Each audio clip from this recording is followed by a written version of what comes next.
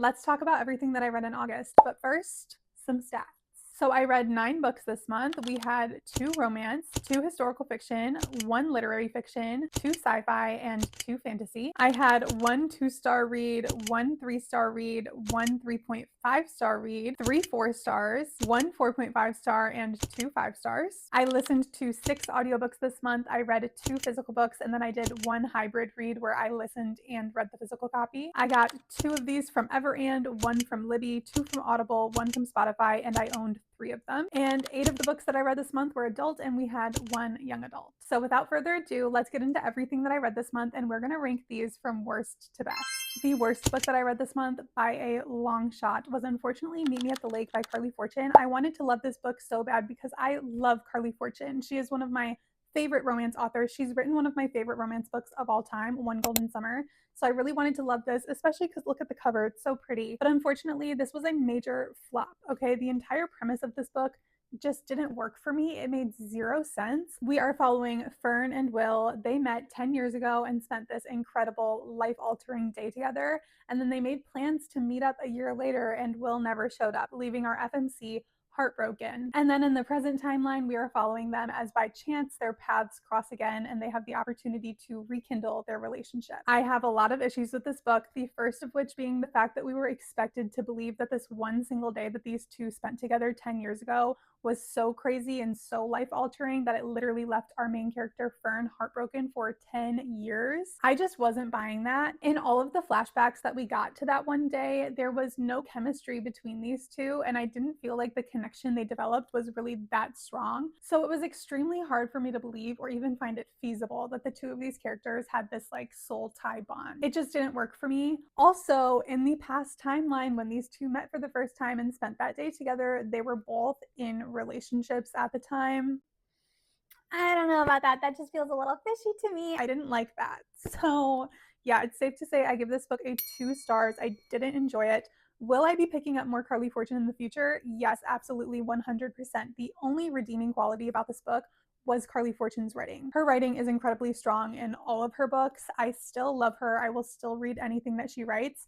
This one was just a major flop. Next up, and I hate to rank this one so low, I actually feel incredibly bad about this, but we have Legendborn by Tracy Deonn. I know, okay, I know this book is so beloved and for very good reason. I can definitely understand why everybody loves this book, okay? I liked this. I gave it a 3 stars, but it wasn't necessarily what I was expecting. I'm somebody who just really struggles with fantasy in general. World building is not something that I typically find enjoyable to read about, and I don't know why. I was just kind of expecting the world building in this to come across a little bit easier. I think because it's a YA, and I have had a lot of success with YA fantasy this year. So I was just kind of expecting this book to be a hit for me, but unfortunately the world building in this book came across as very info dumpy to me, and I don't know if that's an issue that other people have had with this book or if it's just because I don't read enough fantasy. Basically, the main character, Bree, in this book is thrust into this brand new world that she knows nothing about. So naturally, she has to learn about it, and we, the reader, are learning alongside her. But the way that that was done in this book was a lot of the time by Bree having a very long conversation with somebody who is well acquainted with this world, and that character would just kind of be throwing all of this information at her in like very long-winded explanations and paragraphs, and that just didn't really work for me. I feel like with world building specifically, I need it to feel very natural and easy for me to enjoy it. And this just felt kind of more like a chore that I was having to do. So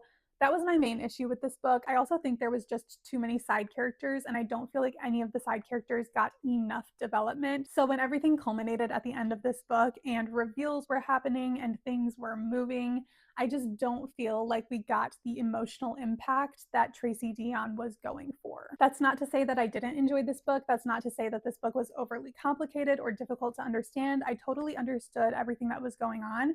It was just a very clunky process to get to that point, if that makes sense. Some things that I did like about this book were our main character, Bree. I really enjoyed being in her perspective. There were certain aspects of this magic system that I really enjoyed reading about and that I found very interesting. And I also enjoyed the little bits and pieces of romance in this book. There is a little bit of a love triangle going on here.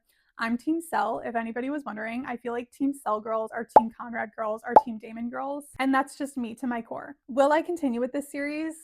I don't know. I'm not sure. I don't know if this is going to be for me. I want to love it. Part of me really wants to read the second book and be in on the Tracy Deonn fan club, but the other part of me is like, this might just not be for me. It was still really fun to try it out and experience something new and go outside of my typical comfort zone. But yeah, if you think that I should continue on with this series, let me know. I'm definitely open to it, but I'm not in any rush to continue on, if that makes any sense. So yeah, this was a 3-star for me. Okay, next up we have The Sirens by Emilia Hart. I listened to this one on Audible. It was one of my most anticipated reads for the year because I loved Wayward so much. I enjoyed this book, but it was a little bit of a letdown for me. I have to be honest, it didn't quite live up to my expectations. We are following this woman whose sister has recently gone missing, and she's doing everything that she can to try and find her. But while this is happening, she keeps experiencing these very intense episodes of sleepwalking and strange dreams that are linking her back to her ancestors, who may or may not be of siren descent. So you have this kind of spooky undertone throughout this entire book, and you also have an element of historical fiction, an element of mystery.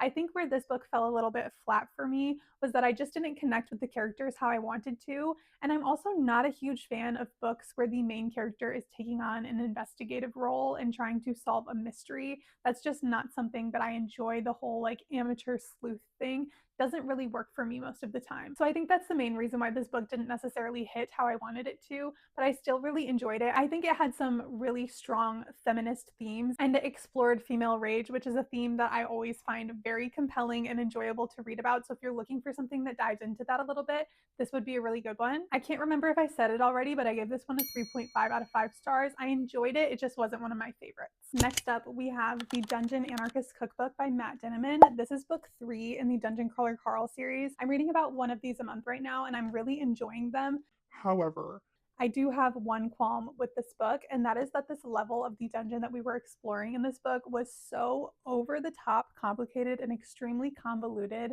to the point where Matt Dinniman, the author, felt it necessary to put a disclaimer in the front of this book, letting us know that, hey, you're not really going to understand everything that's going on. It's going to be a little bit complicated, but don't worry, everything's going to come together at the end.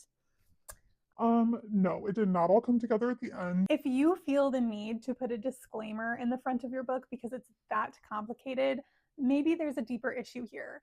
Maybe we should have simplified the book a little bit. I don't know, just a thought. But that being said, I did still really enjoy this book. I gave it a 4 stars. There was still a lot about this book that I really liked, so I can't harp on it too much, but I am so excited to get to book 4 and move on to a new level of this dungeon, and I really hope that it's a little bit less convoluted than this one was. Breaking into my top 5 of the month, we have What Kind of Paradise by Janelle Brown. I loved this book. I gave it a very strong 4 stars. This was one of my most thought-provoking reads of the month. We are following this woman who grew up completely isolated from society, out in the woods in a tiny cabin with her very unhinged anti-government father.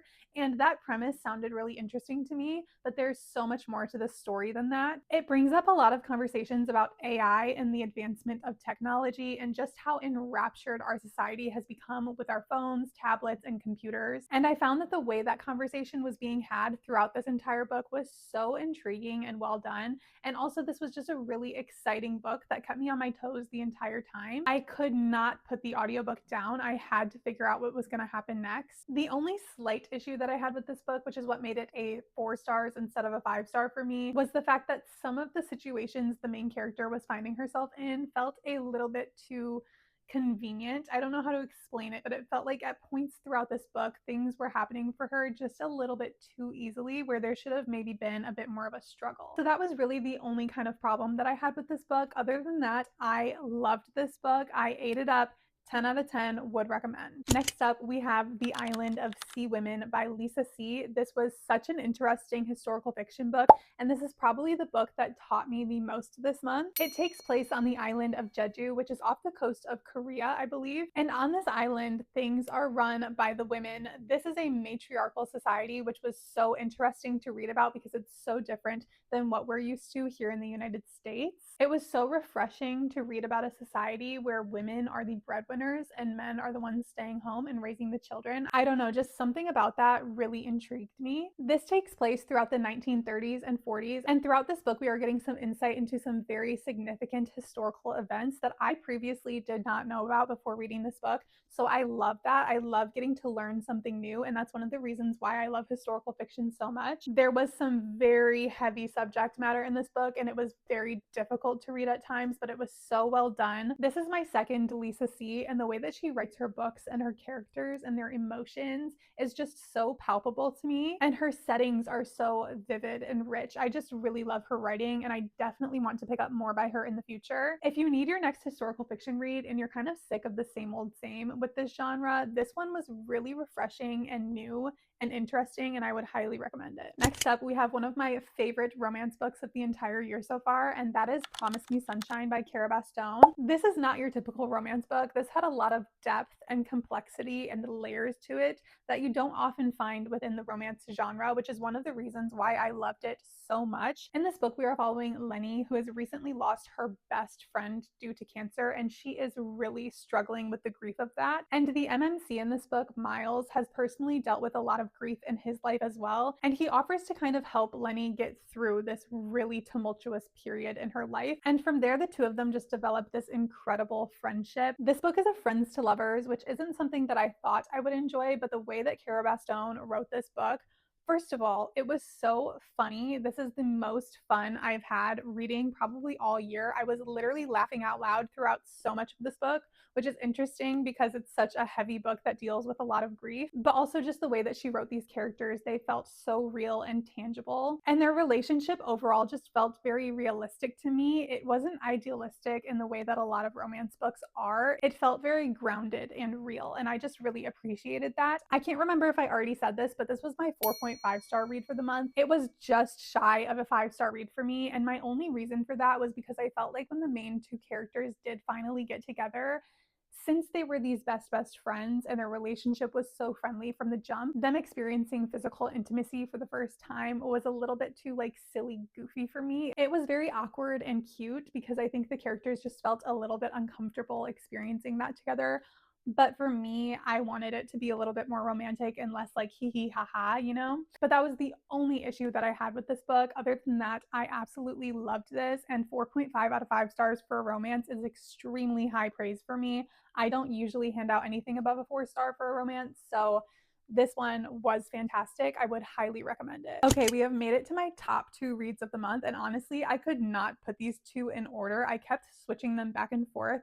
So these two are really interchangeable for me. They're such different books, but I loved them both so much. We're going to talk about Kindred by Octavia E. Butler first. This is by far one of the best books that I've read all year so far. It's also such an important book that I feel like everybody should read at least once in their life. This is a story about time traveling, and it takes place during the days of slavery in this country. So as you can imagine, there is a lot of very heavy and difficult subject matter discussed in this book, but it is so worth it. We are following this modern day Black woman who finds herself traveling back in time to the days of slavery, and once she gets there, she has to protect this white boy who's the son of a slave owner. And the things that she goes through in this book and what she experiences throughout her journey are so gruesome and gut-wrenching. It is so hard to accept that that is the reality of the past of this country, and that is what real people experience. Like, it's almost impossible to wrap your mind around that type of abuse toward human beings. And the way that it was explained in this book, and everybody was just so complicit with everything that was going on, it was honestly mind-boggling. And it gave me so much to think about, and it really, really made me reflect in a way that I haven't with a book in a very long time. So I just loved this book for that reason. Yes, it's great to read books for a fun time, but I also think it's equally important to balance that out with books that challenge you and make you think and get you outside of your comfort zone. So I love getting to read books like this that expand my worldview and make me think critically about our world and our society. This was amazing. 5 stars, infinity stars if I could. Everybody should read this book. Okay, and then lastly, let's talk about This Broken Country by Clare Leslie Hall. Oh my God. This is the last book that I read this month, and it took me by complete surprise. I picked up this audiobook on Everand. I just needed to use up and unlock, and I was like, you know what? I've seen this cover floating around. I've seen people say some good things about this book. Let me check it out. I started listening to it. I was enjoying it, but I wasn't like blown away by it or anything. I didn't think it was going to be like a 5-star read for me. Oh my God, I was so wrong because this book was one of the best books that I've read all year. As soon as the first like big reveal happened in this book, I was so locked in, and the ride and journey that this book took me on, I could have never seen coming. The best way that I can describe this book is basically take your most dramatic season of Grey's Anatomy and make it an episodic family drama that takes place on a farm. The characters in this book were some of the most flawed people I have ever read about, but they were so deeply interesting to me. And their relationships with each other were all so complicated and deeply layered. I mean, I just ate every single second of this book up. I feel like if you enjoy a book that has some really toxic drama, unlikable characters, flawed people who make the most insane choices, but you can kind of understand where they're coming from. If you're a fan of like Gossip Girl, Tell Me Lies, Magnolia Parks, The Favorites by Lane Fargo, any of those type of books or shows, you would love this book. It invigorated me with this feeling that I have not felt reading a book in such a long time. I was so enthralled and enraptured with this story. I could not take the earbuds out of my ears. I was literally at work, like counting the inventory with this book in my ears, just absolutely baffled by what I was hearing. And it was one of the best reading experiences I've had all year. I loved this book. Like, this book could possibly even break into my top 5 of the year so far. And I've read some incredible books this year, so that would be very hard to do. I'm gonna let it simmer for a little bit though, because I'm not sure if it's just like recency bias that has me feeling this way, but honestly, I don't think it is. I think this book really is that good. And if you want a book that's just going to take you on a wild ride, this is the one. All right, and that is everything that I read this month. Let me know your thoughts on any of these books in the comments down below. Thank you guys for watching, and I'll see you next time.